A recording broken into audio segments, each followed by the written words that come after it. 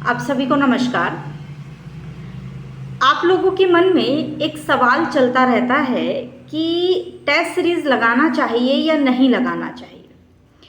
शुरुआत में मैं समझती हूँ आप लोग शुरुआत में आए हैं तैयारी में, कई चीज़ें मन में ऐसी चलती है और कई चीज़ों की जानकारी भी नहीं होती है कि क्या हमारे लिए सही है और क्या हमारे लिए गलत है।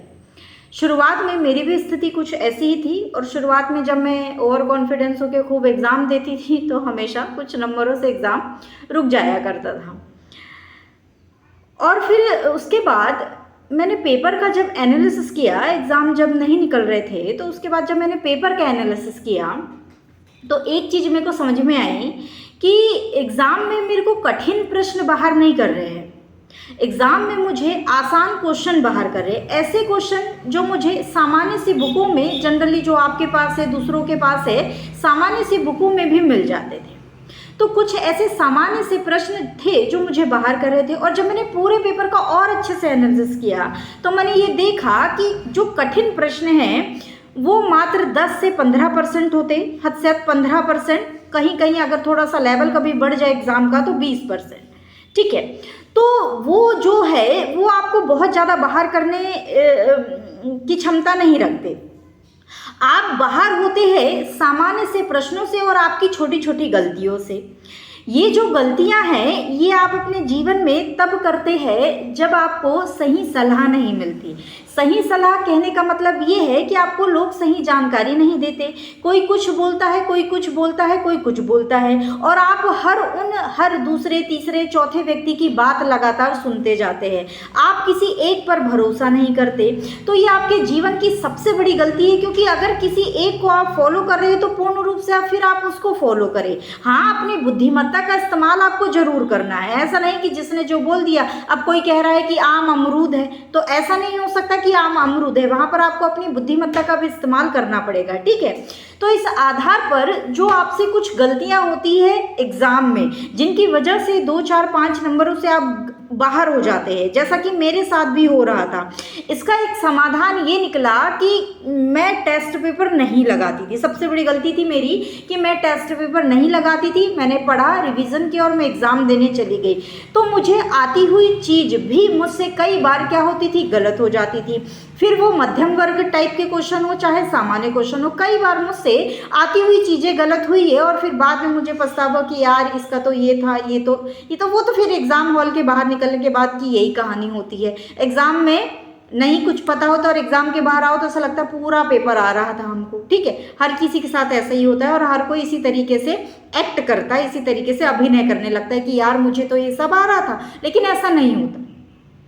तो इस समस्या से बचने का सबसे बड़ा और सबसे सही जो तरीका है वो ये है कि आपको टेस्ट पेपर ज़रूर लगाने चाहिए। बिना टेस्ट पेपर लगाए आप एग्ज़ाम क्वालिफाई नहीं कर सकते, ये तो 100% सत्य बात है, 100% सत्य बात है। अब कहाँ की आप लगा रहे हैं, कैसे आप लगा रहे हैं, वो भी आपको देखना पड़ेगा। नहीं तो टेस्ट पेपर तो दुनिया भर के लोग लगाते भी है लेकिन उसके बाद भी नहीं क्वालिफाई कर पाते हैं। ये भी एक बड़ी समस्या है कि भैया हमने तो सब कुछ किया, सारे टेस्ट लगाए, सब्जेक्ट वाइज टेस्ट लगाए, FLT लगाए, उसके बाद भी हमारा क्लियर नहीं हुआ। तो ये भी एक बड़ी समस्या है। अब यहाँ पे समस्या क्या हो जाती है कि एग्ज़ाम के पैटर्न को लोग नहीं पकड़ते हैं। एग्ज़ाम के पैटर्न के हिसाब से जब तक आप एग्ज़ाम ये टेस्ट पेपर नहीं लगाएंगे तब तक आपको समस्या होती रहेगी। ठीक है, तो हमारी टेस्ट सीरीज कुछ इसी प्रकार की है। अब आप ये मत सोचना कि मैं प्रमोशन कर रही हूँ, प्रमोशन नहीं कर रहे हैं, हम आपको सच बात बता रहे हैं और हम चाहते हैं कि आपको इसका पूरा लाभ मिले और हम चाहते हैं कि आपका प्रीलिम्स निकल जाए। ठीक है, तो यहाँ पर अगर मैं आपको अपनी हमारी जो टेस्ट सीरीज है उसके बारे में बताऊँ तो ये किसी प्रकार की कोई टेस्ट सीरीज नहीं है, इसको टेस्ट सीरीज नाम ही मत दो। ये एक प्रकार के आपके हर सब्जेक्ट की टॉपिक वाइज श्रृंखला है जिसके आपको प्रश्न दिए जा रहे हैं। ये प्रश्न आपके टॉपिक की महत्ता के या टॉपिक की जो इम्पोर्टेंस है उसके आधार पर कम या ज़्यादा हो सकते हैं। ऐसा नहीं है कि एक टॉपिक से 100 ही मिलेंगे तो 100 ही, तो ऐसे अननेसेसरी वाला कोई खेल नहीं है। ठीक है, सारी है कि टॉपिक की क्या महत्ता है और उस टॉपिक से आने वाले प्रश्नों का पैटर्न क्या है, उस आधार पर आपको प्रश्नों का संकलन दिया जा रहा है। और इसकी एक खास बात और है। खास बात क्या है? खास बात ये है कि इसमें सभी प्रतिष्ठित परीक्षाओं के प्रश्नों का संकलन भी समाहित किया गया है, चाहे फिर वो यूपीएससी के हो, सीडीएस के कई क्वेश्चन आपको डायरेक्टली रिपीट होते हैं यूपी पीसीएस में, ये हमारा अनुभव है क्योंकि हमने सीडीएस के पेपर भी लगाए हैं। तो सीडीएस के कई पेपर डायरेक्ट यूपी पीसीएस में देखे गए हैं, सीधे सीधे क्वेश्चन एज इट इज देखे गए हैं, ठीक है। इसके अलावा आयोग के द्वारा ली जाने वाली जितनी भी समस्त परीक्षाएं हैं जो कि आपके यूपी पीसीएस के लेवल को टच करती है, आरओ के लेवल को टच करती है, उन सभी परीक्षाओं से महत्वपूर्ण प्रश्नों का क्या किया गया है, संकलन किया गया है इसमें। इसलिए ये आपके लिए जरूरी है क्योंकि इससे आपको आयोग के द्वारा पूछे जाने वाले प्रश्नों का पैटर्न समझ में आ रहा है, तरीका समझ में आ रहा है, हम उस क्षेत्र तक प्रवेश कर जा रहे हैं जहां तक आयोग पहुंच रहा है। हमको ये पता है कि आज आयोग ने हड़प्पा के समाज से कोई क्वेश्चन पूछा है, तो हम ये संभावना लगा पा रहे हैं कि वो कल राजनीति में भी पूछ लेगा और वो कल वहाँ की कला संस्कृति में भी पूछ लेगा, या आज कला संस्कृति में पूछा है तो हम ये अनुमान लगा सकते हैं कि वो आगे भी पूछेगा। जैसे हम ये देख सकते हैं कि आयोग, अगर ज्योग्राफी की मैं बात करूँ, वर्ल्ड ज्योग्राफी की, तो मैं ये समझ पा रही हूँ कि आयोग हर वर्ष हो क्या रहा है कि जो करंट में गतिविधियां चल रही है, जैसे अभी इजराइल लेबनान के बीच जो युद्ध चल रहा है, वहां से ज्योग्राफिकल जो एरियाज है वहां से क्वेश्चन आपसे, तो हर बार आयोग कुछ इसी प्रकार की स्ट्रेटजी को फॉलो कर रहा है। तो इस आधार पर हम उस क्षेत्र की जो ज्योग्राफिकल जो इंडेक्स है या ज्योग्राफिकल जो वहाँ का एरिया है उसको हम अच्छे से तैयार करें, हमारी ये जिम्मेदारी बनती है, ये धर्म बनता है हमारा कि हमको उसको तैयार करना चाहिए। ऐसा इसलिए क्योंकि आयोग इसी प्रकार से क्वेश्चन बना रहा है, और यहीं पे जब आप एक दो क्वेश्चन से इस तरीके से चूकते हैं, आयोग के पैटर्न को पकड़ने से चूकते हैं, तो आप परीक्षा से बाहर हो जाते हैं। तो इन क्षेत्र के आपको चीजें मिलेगी, आपस के सागर महासागरों की जानकारी, आपको ये पता है कि तुर्की में अभी भूकंप आया था और उस भूकंप से काफी विनाश हुआ, दिल्ली में कई बार भूकंप के झटके महसूस हुए, अफगानिस्तान में उनका केंद्र रहा।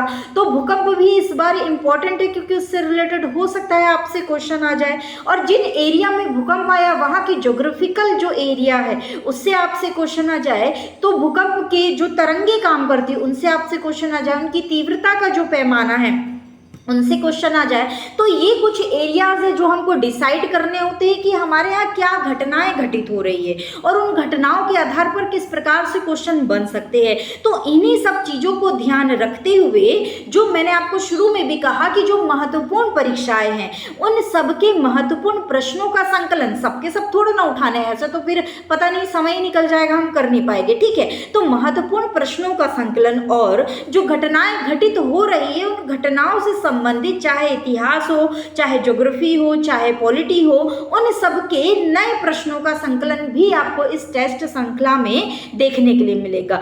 इसलिए ये टेस्ट श्रृंखला आपके लिए बहुत महत्वपूर्ण है, ठीक है, कि मैंने आपको बताया कि इसमें हम आयोग के पैटर्न के अनुसार ही चल रहे हैं और आयोग जिस तरीके के प्रश्न हमारे सामने पुटअप कर रहा है उनके आधार पर ही हम विभिन्न परीक्षाओं के प्रश्नों का संकलन लेकर के आए हैं, ठीक है। तो इसलिए ये आपके लिए जरूरी हो जाता है, आप एक दो बार इसको लगाएं, समझने का प्रयास करें, यूपीपीसीएस के पुराने क्वेश्चंस देखें, पैटर्न देखें और उसके आधार पर आप डिसीजन ले सकते हैं कि ये जो टेस्ट श्रृंखला है आपके लिए महत्वपूर्ण है या नहीं, ठीक है। तो आज के लिए बस इतना ही है, आप एक बार ट्राई करें, देखिए, और जब आप इसको लेंगे और जब आप इन प्रश्नों को लगाएंगे तो मैं ज़्यादा दावे तो नहीं करती, लेकिन हाँ, मैं आपसे ये कहना चाहती हूँ कि जब आप इनको लगाएंगे तो आप परीक्षा में सकारात्मक परिणाम ही हासिल करेंगे।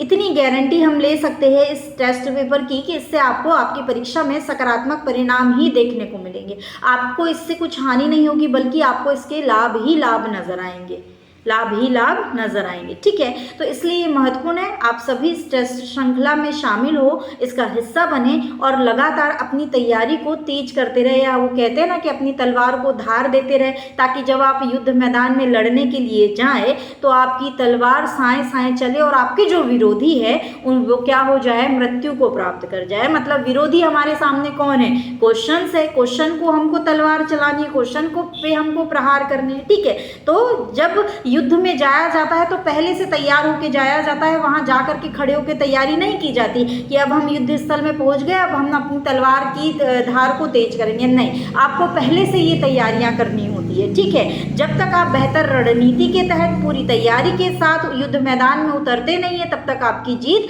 असंभव हो जाती है। इसलिए अपनी जीत को संभव करने के लिए पहले अपनी तैयारी को धार दें, प्रॉपर रणनीति बनाएं, अच्छे से तैयारी करें। आप अपने जितने भी आपके सैनिक हैं, सैनिक आपके कौन है, जितने आपके सब्जेक्ट हैं, उन सैनिकों को आप तैयार करें, अच्छे से उनको प्रशिक्षित करें और उन सबके साथ जा करके युद्ध मैदान में युद्ध लड़े और विजयी होकर वापस आए, ठीक है। तो यही मेरा संदेश है आप सभी को, इसलिए आप बेहतर तैयारी में लगे रहें और इस टेस्ट श्रृंखला को ज्वाइन जरूर करें। आज के लिए बस इतना ही, फिर हम बाद में मिलेंगे।